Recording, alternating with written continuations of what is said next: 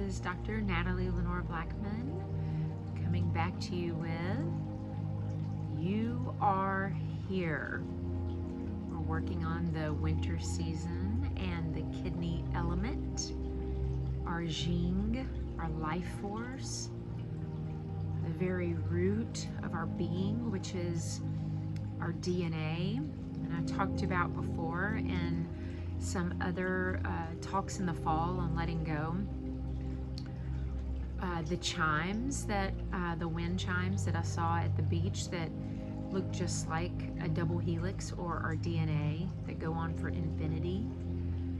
We were meant to go on into infinity. We're meant to live eternally. We have a spirit being and it will not die. Only this earthly part of ourselves, this shell, this vessel, this is the only thing that will pass away. Not our spirit, not our essence, not who we are. Okay, that life force that we were given by Christ, by the Father. Okay, God gave us the life force, but it lives in eternity through Christ. That's how we live in eternity. And so in this last talk that I gave, we were talking about finding out where you are. If we were looking at a map, would you know where you were? Do you know where you are in your space and time of your life? Do you know where you are in fulfilling your destiny? In fulfilling your hopes and your dreams? Where are you? Have you had a 5-year plan, a 10-year plan, a 20-year plan? I'm going to tell you something that just happened to me. I was talking with someone who was ministering to me. As I've said before, we can't give out of an empty garden, right? And I've been through the hardest season of my life. I'm about to be 46, and in 46 years, I've just walked through the hardest season of my life. And this person that I was talking with said, "Tell me your vision." And I was just sat there. I didn't know what to say, because I'm a visionary and I plan, and I always do a 5, a 10, a 20, a 30, a 40, a 50-year plan. I'm always thinking into the future. I have a hard time being in the present. I'm very thankful and grateful that I don't live in the past. I do live in the past some, when I wish that I lived in my place where I say that my heart still is in Colorado, but it's because I need the seasons and I need the snow, and I need to know, my body needs to know the transition that it's going in. Okay, I'm a person that loves the times. I'm in the tribe of Issachar. I enjoy knowing that it's winter and it feels like winter, and it's going to feel like winter for 3 months. But when you live in the South, it could be winter today like it is. I actually can wear a sweater, but tomorrow it's going to be 60 degrees. So I will likely be outside, and my daughter will put on her swimsuit again and pretend that we are swimming. She'll just fill up the water, the cover on the pool, and slide around in it or something. So I need seasons, okay? My body needs seasons, and really all of us do, but some more than others. When she asked me what my vision was, I realized that my vision that I had died with my husband, and everything that I've ever planned in my future was with him. I found some notes that I wrote the other day. It was just happened to be in a book of like all of these plans and visions and dreams and hopes to have a reality with this person, and they're not here anymore. And so that was a big wake-up call for me. And as I said, these sessions are just as much for me as they are for anyone else. God had already given me the map that said you are here on it, and reminded me of like what it's like to be lost in the forest. And if we don't know where we're going and we find a map that shows us where we are, then we can get out of that forest, or we can get to our destination. Okay, he had already shown me that and said, this is what I want you to start with for the winter season. And then when she asked me, I'm like, I don't know where I am. I don't know where I am. So if I had a map, I wouldn't know where I was. Okay, so it's not wrong to not know that. We're learning to be aware. This channel is about awareness. It's waking up to what's on the inside of us. What's on the inside that's coming out? What fruit is it producing? If you remember in the very beginning of the sessions, I talked to you about one of the main reasons why I wanted to start this channel was because I want to work on reverse aging for myself. I don't want to age. I don't want to say that I fear aging, as we're talking about fear, but I must be aware that I don't want to go in the same cycle that I see other people go in. And God's given us the ability to step outside of cycles. He wants us to pursue other modalities of life. He wants us to want to live. He wants us to pursue health, healing, wholeness, joy, peace, even in the midst of sorrow and in the midst of pain, loss. I mean, so many people have lost someone that they love. It's hard to go on, but we have to. We can't let our vision die with another person. We can't let our life die with another person. And that's a hard reality. You know, I've talked to so many mothers that have lost children. And the idea of that when they have to move on, you know, like, you know, they want to die. Like that natural human hurt is, I need to be with them, even if it's not on this earth anymore. You know, that hurt, deep, deep hurt. Well, that hurt, that loss, it actually produces, I don't want to say a fruit, but it is a fruit, because it's going to be a seed. Loss is a seed. It's the same as a seed of bitterness. It's the same as a seed of fear, of doubt, of unbelief, of unforgiveness. It's going to produce something in the soil. Okay, so there's a whole study. It's called Germanic medicine. And in Germanic medicine, I talked about this in some other sessions, they studied the brain and what loss, when someone loses a person, what part of the brain that affects, and that produces cancerous cells in the body. And they were actually able to determine like where that tumor may arise based on the loss and like what type of loss it was. So in this channel, we're learning to be aware of our thoughts, what's going on in our head. What are we spending time thinking about? What are we meditating on? What's coming out of our mouth? What are the words that we're speaking? And sometimes we need other people to help us be accountable.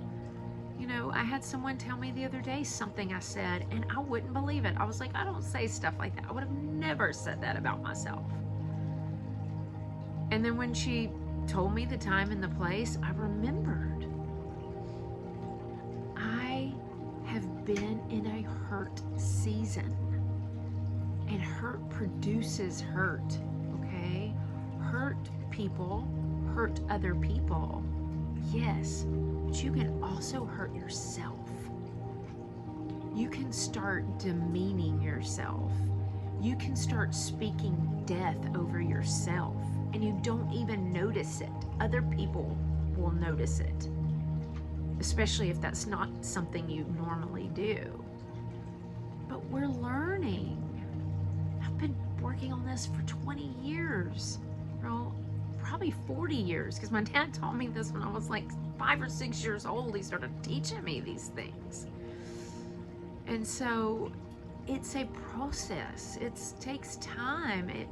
It's a lifelong journey. It's a lifelong growth. It should be fun. It should be enjoyable. Like, we should engage in, actively in our thoughts and in our words. Meaning we need to be aware, okay? One of the things I like to be aware of is what my thoughts are in the middle of the night, because that's when I am, my ability, my natural waking conscious ability to shut down my unconscious thoughts. It's actually asleep. So my unconscious thoughts can come forward. And when I hear those unconscious thoughts, when I wake up in the middle of the night or the first thing in the morning, I make note of what it was. And you know what it usually is? It's usually something rooted in fear.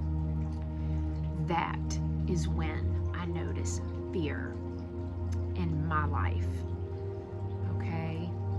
It's those thoughts in the middle of the night. It's the thought when I first wake up in the morning and I have to go, why did I think that? Like, where did that come from? I must get to the root of that fear. So that's what we're doing. That's why we're trying to find, if we were on that map, where are we on the map? Where are we? Do we know where we are? Do we know where we're going? Okay. Do we know what's in our soil? And we're doing this month by month or season by season. And we're coordinating it with the organ system. And as we do that, we're working on healing the body. We're working on healing our organs. We're working on healing our brain, our cells. That's the goal of this journey. And then we want to be a fruitful garden, right? One that we can give out of, one that we can help others, one that people can come to us when they need us. So that's what we're doing. I know I talk a lot about it, but I meet people every day. I talk with people every day, and I realize what they don't get, what they don't understand, what doesn't compute up here, what's not registering in their mind. So I have to keep reiterating, this is what we're doing. This is what we're working on. I want you to listen in this channel, but when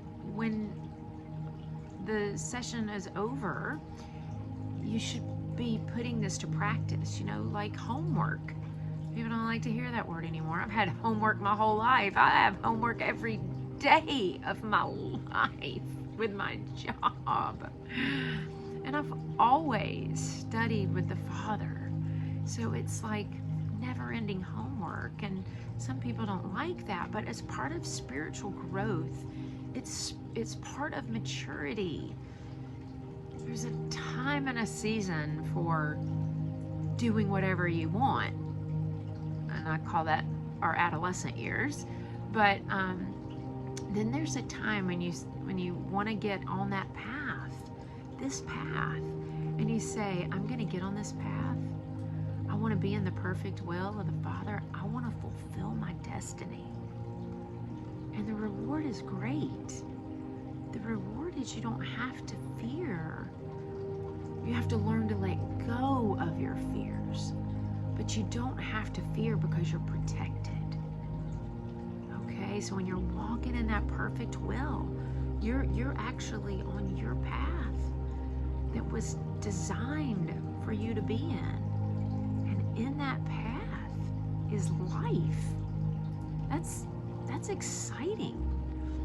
You know, so I often remind myself of that. Like when I get tired and frustrated and I want to pack up my stuff and just go be a ski bum again, I have to remind myself that I move from here to here for my desires.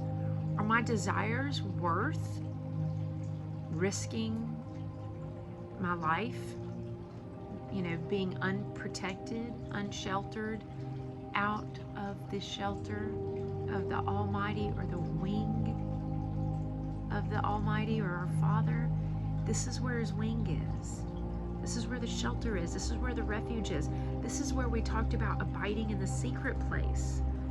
The secret place is walking out that perfect will with the Father. And you don't have to have fear here. The fears that we're waking up with, if we're walking in that perfect will, that's coming from just us. That's our cares. Those are our worries. They don't have to be there. We can relinquish them. There should be no fear of death in this path. Okay? So that's why we want to be on the path. That's why we want to have vision. We talked about how many types of fears, right? Like fear can be your thoughts in the middle of the night. It can start out your day. Some people, their fears hit them when they get in the car. Like they fear that they're going to die when they're driving their vehicle, or they're going to get in an accident, or maybe they get in their car and they worry that their kid is going to get in an accident. So fears obviously are like thoughts. They can come from ourselves and our experiences. They can come from our past experiences or traumas. They can be generational. They can be handed down. Those are the biggest ones. Those are the hard ones to get rid of, because those are really, I think the way I picture a generational curse coming down a family line is like, I picture it as a rope, okay? And that rope is entwined around the DNA, and every generation it gets thicker and thicker and thicker. And if you think about those thick ropes that they use on big ships, you know, some of those fears are that thick. They've gone through generations where no one's dealt with them. They just put up with them. They coped with them, right? They found a coping mechanism. They didn't want to do introspection. They didn't want to go in. They didn't want to face the demons. They didn't want to face the fears. It's hard to face it, but we have to. We have to. If we want to go forward, if we want to continue on in this world that is like zombie land, and it's not even anywhere near where it's gonna get. God Almighty. The more you practice living on these higher frequencies, it almost seems scarier, because you realize that not many people are operating on those. And frequencies are dangerous because they get strengthened in an atmosphere. They get strengthened. They get louder and stronger when there's more people on that frequency. So the more people that are in this earth on the frequency of fear, it is like this huge, just interlocking, interwoven beast. And you can't see it with your eyes because you see in the natural. But if you put on your spiritual eyes and you could see it, or you could see it in quantum vision, it would be, it would overwhelm you, okay? So it would be massive. So we're trying to get above that fear. We're trying to rise above those frequencies, okay? So we're trying to get up here. Remember the good frequencies up here with the Father, the heavenly frequencies, and these are the frequencies of hell. And so we're working to get there. And so fear can be a frequency, okay? It can be an atmospheric. It can come on you when you get into a crowd, or maybe other people around you are fearing something. Do you remember like what my daughter, she called the toilet paper virus? Remember all of that craziness in February of 2020? Okay? It was a fear of running out of toilet paper. I mean, that was literally started online comically. I mean, I know a lot of people don't understand this, but so much is to see how much control this world has over society. And so people just flipped in fear and all went up and bought out all the toilet paper. So fear. I'm going to tell you another way that we talked about fear. Like, it can come on you. It can be like a blanket, like a heavy weighted blanket. It can push on your chest. Some people talk about like an elephant. It feels like an elephant is standing on their chest. They can't breathe. I'll tell you a physical manifestation I experienced, aside from staring that spirit of fear in the face many times. But after the day after I had Hannah, it was either the day after, yeah, because I had her late in the night, so it was the next day.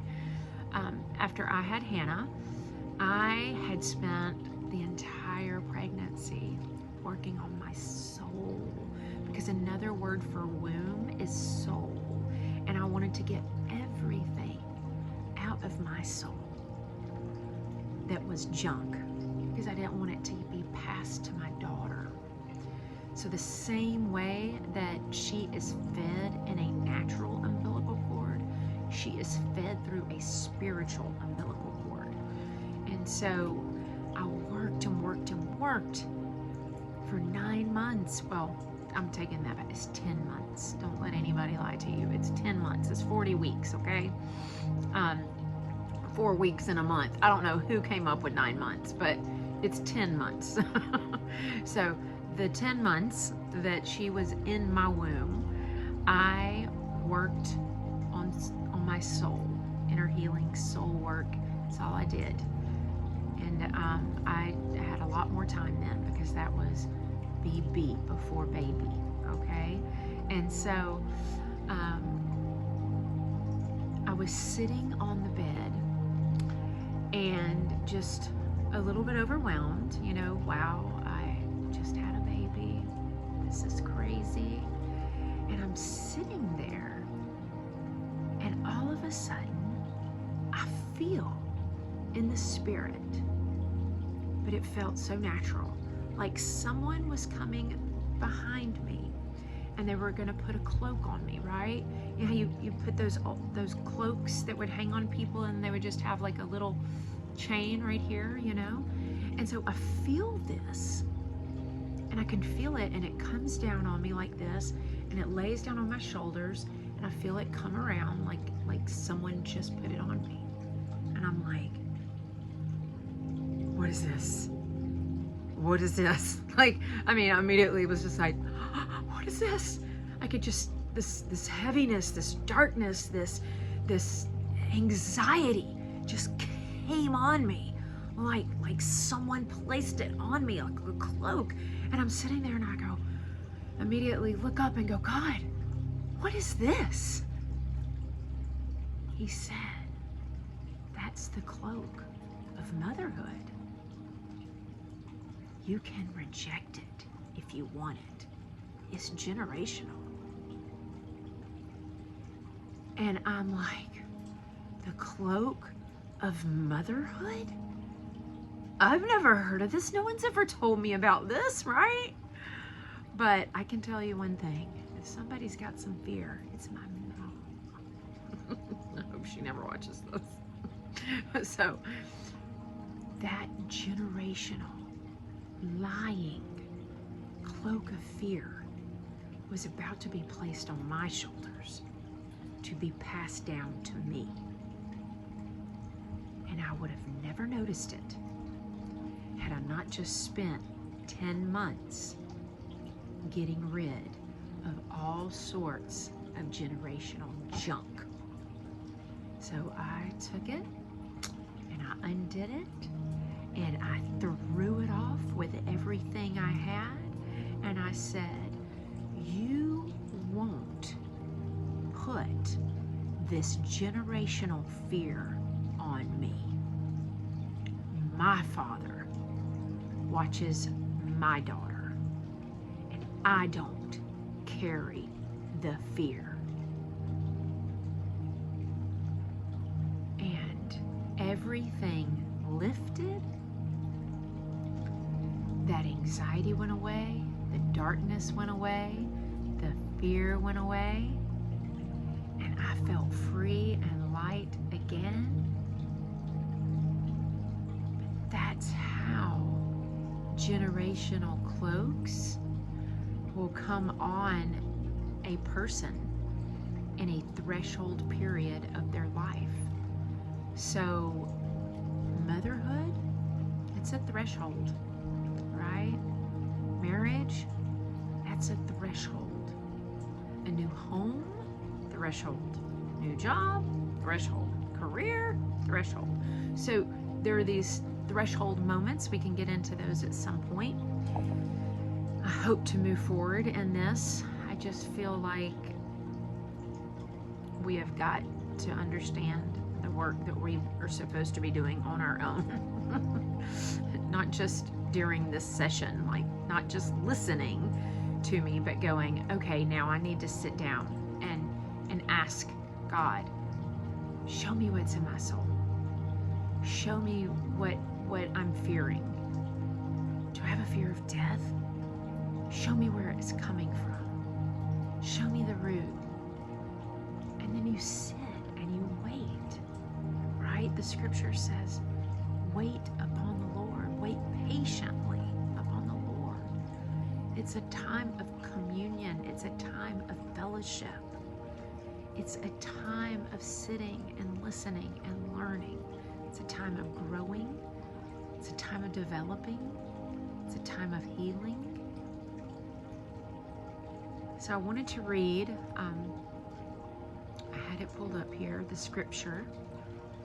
Well, I'm going to read this one first and then the other one. So we talked about fear, and that which you fear the most will come upon you. That was in Job, right? Well, there's another one in Proverbs that says, Proverbs 10:24.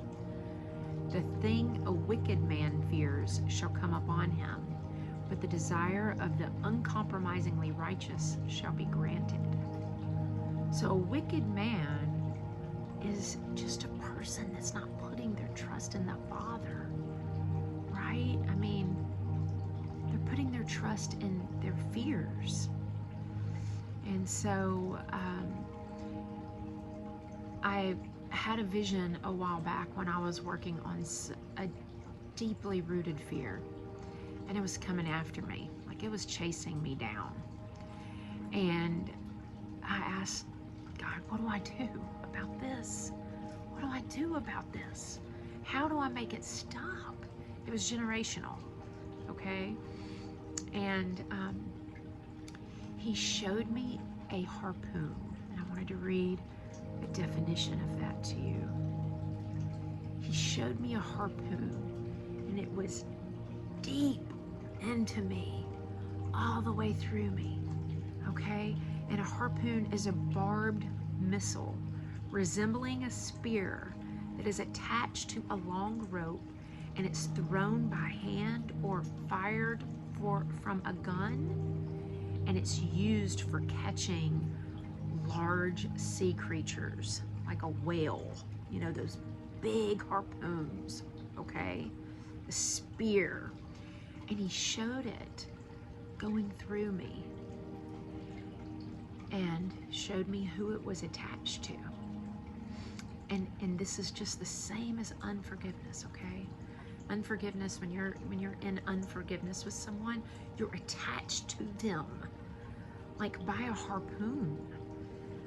And I was like, what do I do? And he said, you've got to release that fear. Give it to me. And I said, I don't want it. God, I don't want that fear. Why, why am I even letting it chase me down? And of course it was words that were spoken over me, right? That's called a word curse. And a word curse, it hurts. It goes deep. Word curses penetrate deep. And so I called Jesus in. I said, Jesus, help me. Get this harpoon out of my chest. And so Jesus came in and he removed the harpoon out of my chest. But after he did, he filled the wound with the balm of Gilead. And as he filled it, I saw, like in the spirit, just everything just healing and coming together and just closing up so that that wound wouldn't penetrate through my soul and my spirit anymore. It's called a soul spirit wound when it's really deep. And I felt so free. I was like, oh my gosh. Huh. That fear, though, it was coming for me. That which I feared was coming for me because it had root, okay? So like I pictured the person on the other end. Now they weren't what I feared, the thing that they spoke over me, okay? So what they spoke over me was like pulling itself in to me, okay? Through the harpoon, like it was getting closer and closer and closer and closer. That's what that scripture means. That which you fear will come upon you. But it's not a fear for the uncompromisingly righteous, because we're not focused on the fear. We're not attached to the fear anymore. We're learning how to break out of the fear. Okay? And so the last scripture I wanted to read, because someone else said, I don't give scripture references enough. Okay? So I'm going to give you the scripture reference to this, and it's Hebrews 2:14 and 15. And I love the New King James. Inasmuch then as the children have partaken of flesh and blood, he himself, meaning Jesus, likewise shared in the same, that through death he died, right? So that he might destroy him who had the power of death, which is Satan. And then 2:15 says, I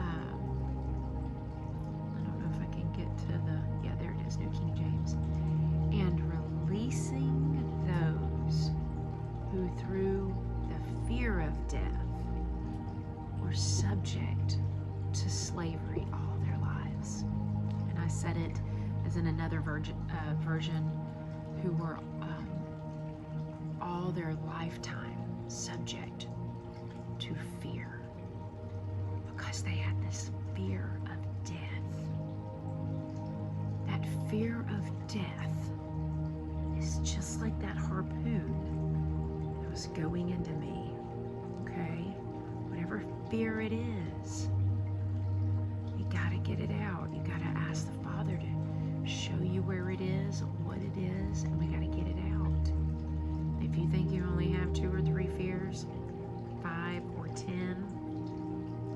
50 or 100, you are wrong. There are probably millions of fears that we have in our soul. This is a lifetime work, okay? And we're not always ready. We're not always ready to deal with those big fears. God will show each of you what fear to deal with, like he showed me. I mean, I sat down and said, I need help with this. It's chasing me down. I can feel it. Like, I can feel it breathing on me. Like, I can feel it behind me, getting closer and closer and closer. And when I tell you I've faced the spirit of fear, I don't like it anywhere near me. I mean, I don't want that thing coming near me. And so when I feel that, when I feel the closeness of something that I'm fearing, then I sit down and I ask the Father to show me, where is it? What is it? Where is it coming from? When did it start? How did it get there? Why am I believing it? Get what's in me out of me that would make me believe that that could happen, right? So we're going to continue to walk through these, and we'll do some sessions online, and we'll practice going in and uprooting these fears, and then allowing the Father to replace those with the new seeds, right? We want to produce new seeds. And one of my favorite sayings is, fear tolerated is faith contaminated. We have two choices in this life to make. Go with fear or go with faith. And you can't do them both. That's why you have to get the fear out of you. You cannot have the very source of renewal, regeneration. We talked about restoring our youth, health. You can't have any of that without faith. And you can't have faith when you're in fear.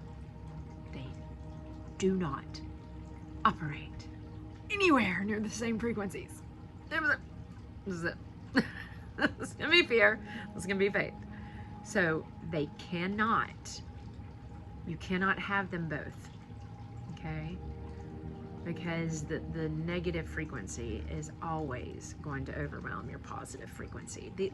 These are supernatural frequencies. We have to work to be in these frequencies. We have to be connected to the Father and to Jesus. He says, right, you're connected to me. I grafted you in. If you were in the vine, then you are alive and you are in me. Right? We have to get to these frequencies. These are everywhere. And they're really bad right now. So remember, fear tolerated is faith contaminated. And so we can't have that. Okay, I've talked a little bit longer than I planned, and my daughter is starving. So I must get back to my other part of my life. I hope that this blessed you. I hope that you will want to spend time looking inward. We spend so much time looking outward, right? We keep our eyes so busy with everything, scrolling, phones, television, books, movies, entertainment of any type. We need our eyes looking in, going in, sitting, being still, going in. Okay, I hope you all have a blessed night, and I look forward to continuing this with you. And if this blessed you, please hit the like button and share. Maybe one day I will have more than 100 subscribers. Okay, talk to you soon.